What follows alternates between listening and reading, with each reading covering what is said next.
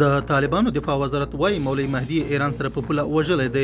په سلامونو هرکلی کوم که غواړئ چې بشپړ معلومات ترلاسه کړئ نو تر پایه راسره اوسئ. د طالبانو حکومت د دفاع وزارت وايي چې له دوی بیل شوی هزاره توکمه قومندان مولوي مهدي وژلی دی. دغه وزارت په خبره کړې خبرپاڼه کې ویلي چې د سرپل ولایت بلخاب ولسوالۍ لپاره د دوی بغاوتګر مشر مولوي مهدي له څو نورو ملګرو سره غوښتل ایران ته واوړي، خو پوله ساتو ځواکونو یې د هرات او ایران ترمنځ سرحدي سیمه کې په نښه کړی او وژلی دی. دغه طالب قومندان له څه مودې راهیسې په بلخاب ولسوالۍ کې ځای پر ځای شوی و او ویل کېدل د طالب سرتیر او د مولوي مهدي کسانو ترمنځ وسلوالې نښتې هم شوې وې او کابل ته د هغه د لیږلو په برخه کې د طالبانو هڅې ناکامه شوې وې.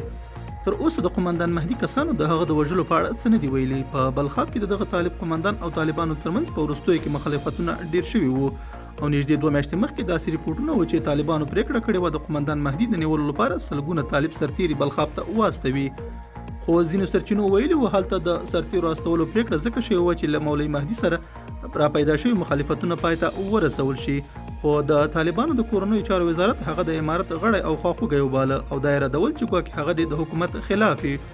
خو اوس یې د دفاع وزارت ویلي چې دغه بغاوتګر مشر د خپلو اعمالو په سزا ورسید. دا زموږ نننی چمتو شوی مطلب. تر بیا ښه وخت او ښې چارې.